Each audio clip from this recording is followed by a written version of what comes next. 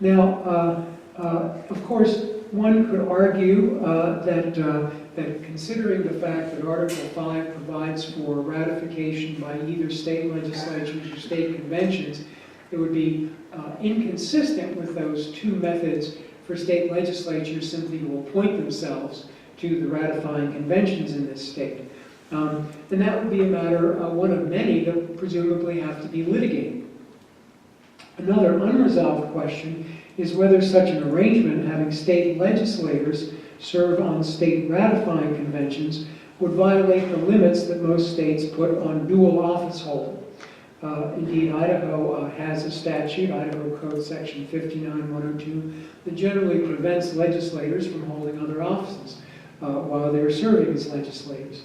But it's not clear that such a statute would apply to service on a state ratifying convention. So I've covered now the aspects of Article 5 that I think reasonably cause concern, predominantly what I would argue would be the potentially anti-democratic nature of the process. Now I want to turn to matters that Article 5 does not address, focusing on the omissions that should cause concern.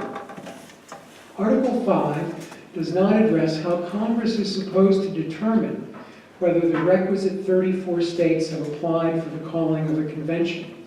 Consider this scenario. What if 17 states apply to Congress for a convention to consider a balanced budget amendment, and another 17 states apply for a convention to consider a constitutional amendment to overrule Roe versus Wade? Do you add the two groups together, in which case you get the requisite 34, or do they have to be counted separately? Now, most scholars think the answer is you have to count them separately, and 17 and 17 shouldn't be added together to get 34. But Article 5 simply doesn't address this subject, and it seems to give Congress discretion about how to do the math. And if it's left to Congress's discretion, God help us all, is all I can say. There's another important question that Article 5 doesn't address. Assuming that the required 34 states apply to Congress to call a convention of the states, who, if anyone, controls what possible amendments that convention considers? Now, many people think that Congress can, and indeed must, restrict a convention of the states to considering the specific proposed amendments that the 34 states have identified in their applications to Congress.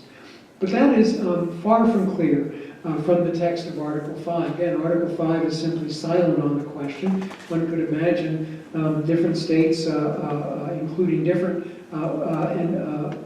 proposed amendments. Some states might conceivably call for a convention without specifying what proposed amendments they want the convention to consider.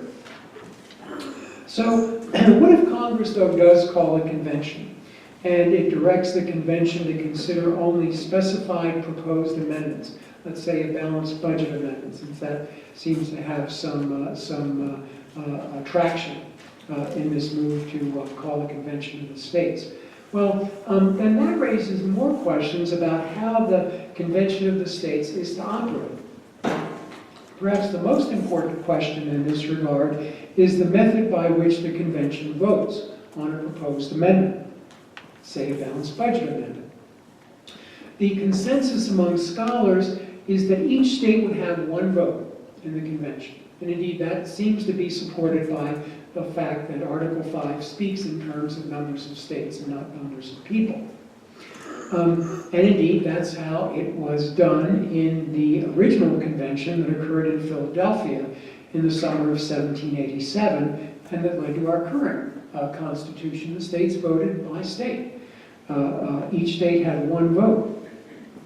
So supposing that is how a modern-day convention of the states would vote, the question arises, does a simple majority suffice to approve a proposed amendment?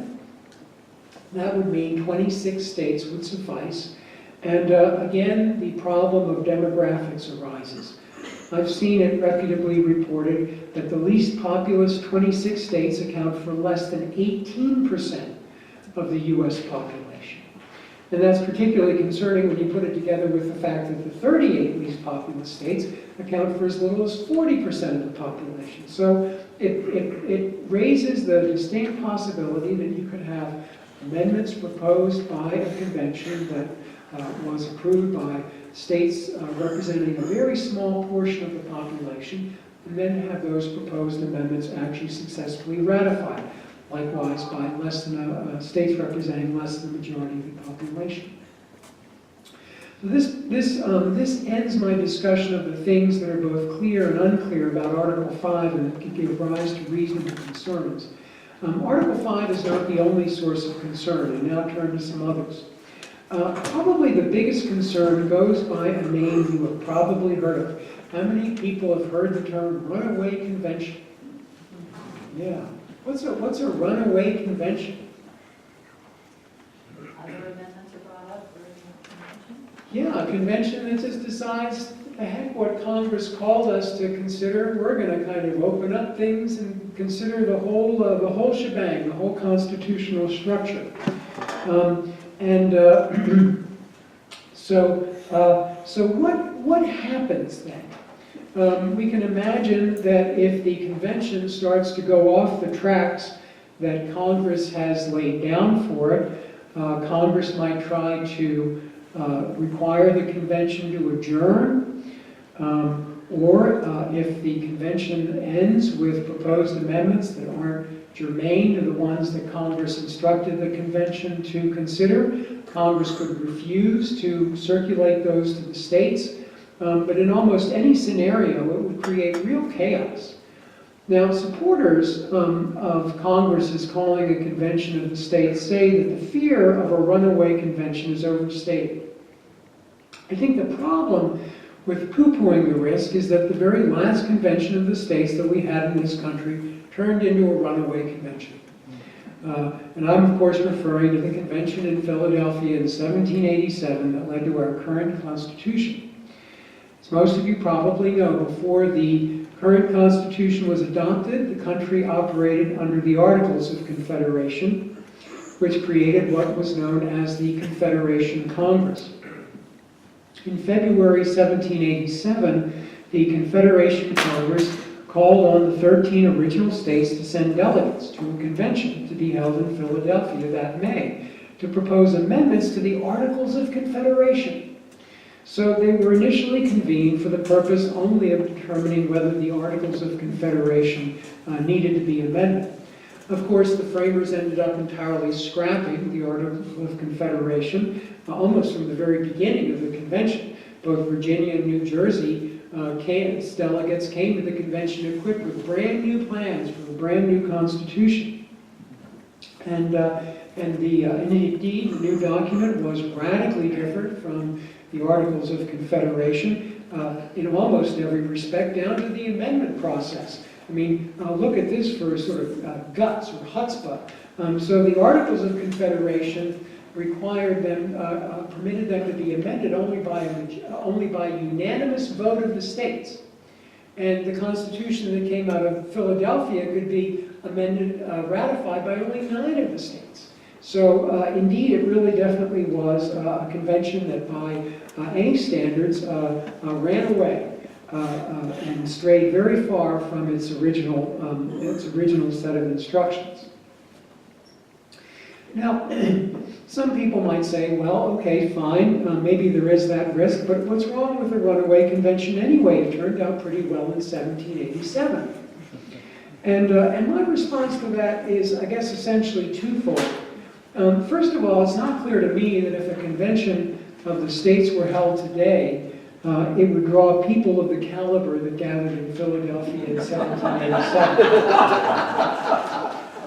Now, it's true that we tend to view the framers as demigods, and when you read biographies, you know that in fact there was lots of infighting and backbiting and very flawed people, to be sure. But even taking that into account, it is indeed hard to identify people walking around today, the likes of Ben Franklin, George Washington, and Alexander Hamilton. I don't foresee anyone 200 years from now writing a smash Broadway musical about Paul Ryan. Furthermore, Furthermore, the framers in Philadelphia had many what could be called advantages that certainly their modern counterparts would not have. Perhaps most importantly, the Philadelphia Convention occurred in secrecy, and there were apparently no leaks.